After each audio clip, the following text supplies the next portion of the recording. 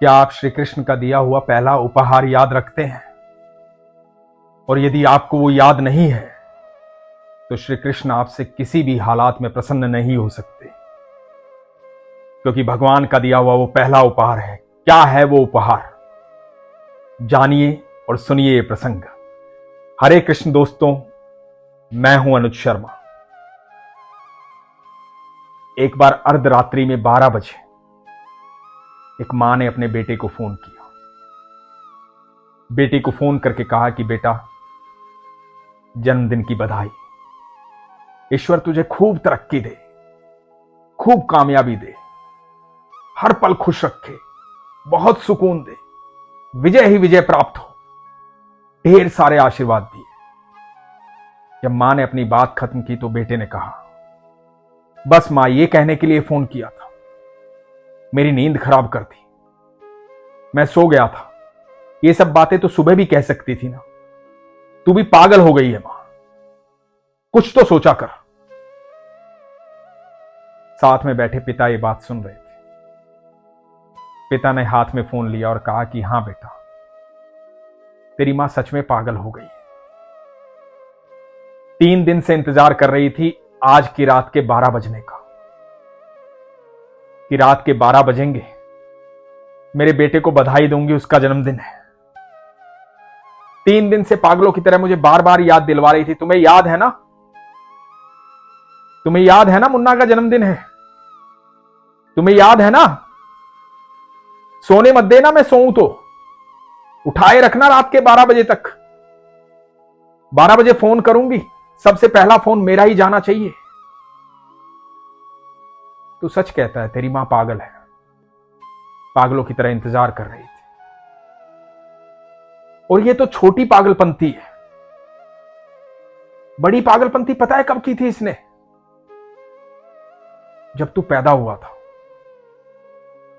जब तेरी डिलीवरी होने वाली थी, तो पैदा होने वाला था, तो डॉक्टर ने कहा था मां और बेटे में से सिर्फ एक को बचा सकते हैं। तो मां ने कहा था मेरे बच्चे को इस धरती पर आना है, 9 महीने पेट में रखा है, उसका जन्म जरूरी है, उसे आने दीजिए, उसको कुछ नहीं होना चाहिए, मुझे चाहे कुछ भी हो जाए। और उस फॉर्म पे जबरदस्ती मुझसे साइन करवाए थे। मुझे कहा था साइन कर दो इस पे, हमारा बच्चा धरती पर आना चाहिए। मैं तो तभी समझ गया था कि तेरी मां सचमुच पागल है। पागल ही तो थी। जब तू सुसु कर देता था तो गीले बिस्तर में खुद सो जाती थी, तुझे सूखी तरफ सुलाती थी। पागल ही तो थी जब हमारे पास धन नहीं था और कहीं से मिठाई आ जाती थी। ये मीठे की इतनी शौकीन थी, फिर भी मीठा बचा कर रखती थी, तेरे लिए मिठाई बचा कर रखती थी। मेरा बच्चा स्कूल से आएगा, वो खाएगा। पागल ही तो थी। हमारे हालात कैसे भी रहे हो, पर इसने तुझे किसी चीज की कमी नहीं होने दी। ना तेरे सामने कभी बताया कि घर में इस व्यवस्था की कमी है, इस चीज की कमी है। तुझे तो हमेशा खुशहाल जीवन दिया। मैं तो हर बार कहता था तू पागल है, अपने आप को कष्ट में रखती है। तू पागल है, अपने आप को दुखी रखती है, उसको सुख देने के चक्कर में। पागल ही तो थी। तू रात भर सोता नहीं था, गोदी में लिटा करके तुझे लोरी सुना करके सुलाती रहती थी, खुद जागती रहती थी। अगले दिन सुबह इसे पूरा दिन काम करना होता था, पर तेरे लिए जागती थी। भले ही सारा दिन जागना पड़े, सारी रात जागना पड़े। ये पागलपन तो बेटा इसके अंदर शुरू से रहा है। तो तू सच कहता है ये पागल है। और ये बात सुनकर के बेटे की आंखों में आंसू आ गए, रोने लगा। उसने मां से कहा, मां, मैं कल आ रहा हूं तुझसे मिलने, मुझे माफ करना मां, मैं भूल गया था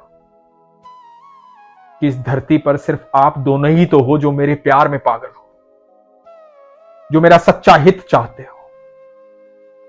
आप दोनों ही तो हो जो हमेशा मुझसे प्रेम करते हो, जिनकी दुनिया सिर्फ मैं हूं और कोई नहीं। आप दोनों ही तो हो जो ईश्वर से अपने सुख से पहले मेरा सुख मांगते हो। मुझे माफ करना मां, मैं कल मिलने आ रहा हूं। पिता की आंखों में अश्रु थे।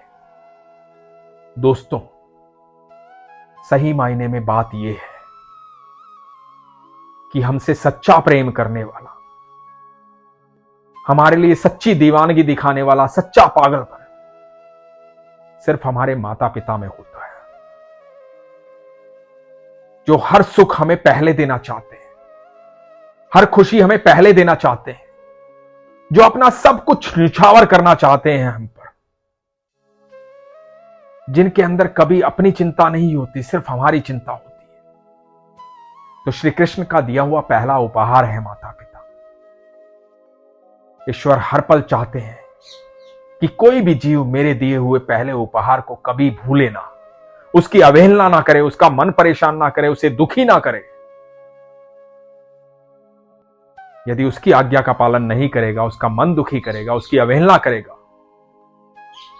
उसे परेशान करेगा, मेरे दिए हुए पहले उपहार को नहीं समझेगा, तो वो कभी मेरा नहीं हो पाएगा। आप कितनी भी पूजा पाठ कर लो, कितना भी मंदिरों में जाओ, कितना भी दान कर लो, कितने भी हवन यज्ञ कर लो, लेकिन यदि आपके माता पिता आपकी वजह से परेशान है, दुखी है, उनका मन किसी भी कारण से आपकी वजह से दुखी है, तो सही कह रहा हूं,